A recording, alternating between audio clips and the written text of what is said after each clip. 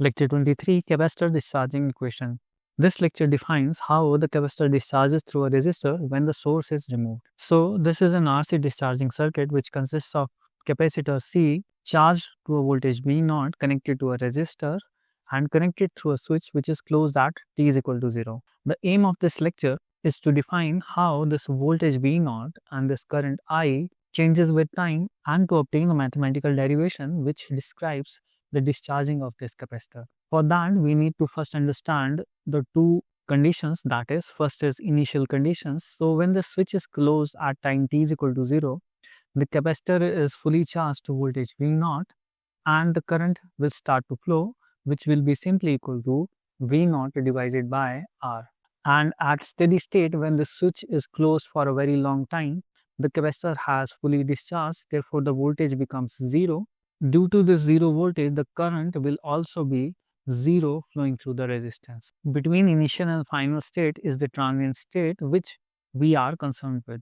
So in order to understand the behavior of voltage and current in transient state, we need to analyze this circuit mathematically. So applying KVL in anti-clockwise direction, we can see that is minus to plus, that is plus voltage across capacitor, that is VC, plus to minus, that is minus voltage across resistance, that is VR is equal to 0. So VR can be obtained with the help of Ohm's law. Since current I is flowing through this resistance R, therefore VR is simply I into R. Now we will express this current I in terms of capacitor voltage. So we know that capacitance is equal to Q by V, therefore Q is equal to CV. Now current is simply rate of change of charge, and putting the value of Q from here in this equation, I becomes I is equal to minus C dVc by dt. One important thing to note here, if current is entering the positive terminal of the capacitor behaves like a load, therefore the rate of charge increases and the current is positive, and in case the current is leaving, which is in this case, the capacitor acts as a source, therefore the charge decreases and the current is negative. Coming back to the derivation, when we will insert the value of I in this equation, the equation becomes like this, which can be rearranged to give dVc by Vc is equal to minus dt by Rc. In order to obtain Vc, we need to integrate both sides. So integration of dVc by Vc is simply log of Vc, and integration of minus dt is minus t, Rc comes out, and at last a constant is added. This constant value is obtained by considering the initial conditions. So at t is equal to 0, we know that the capacitor voltage was V0. So inserting these values in equation 1 becomes log V0 is equal to minus 0 plus k. From here, k comes out to be log of V0. Inserting the value of k in 1, the equation 1 becomes log Vc is equal to minus t by Rc plus log V0, which comes out to be log Vc minus log V0 is equal to minus t by Rc. We know that log of a minus b is simply log of a by b. So from here, log of Vc by V0 is equal to minus t by Rc.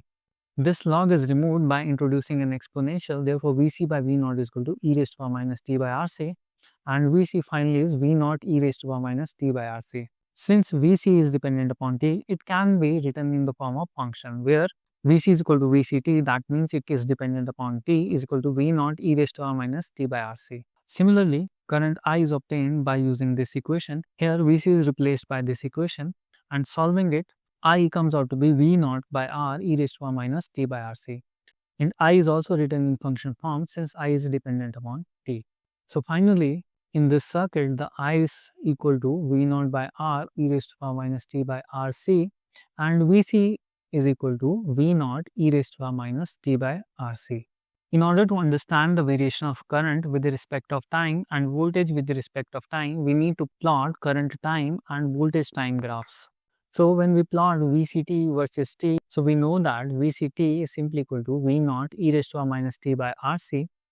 At time t is equal to 0, that is at origin, Vc becomes V0 e raised to power 0, which is simply V0. Therefore, this curve starts from V0, and at time t is equal to infinite, Vc becomes equal to V0 divided by e raised to power infinite, which is almost equal to 0. Therefore, at t is equal to infinite, the voltage reduces to almost 0 value.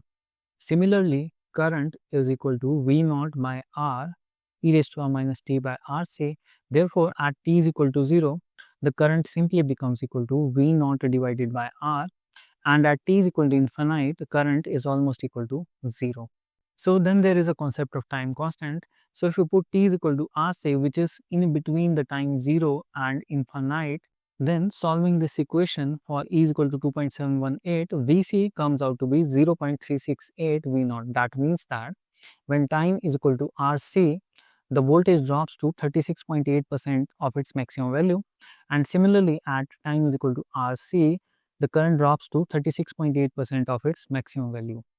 These both graphs can be clubbed into a single graph using this graph.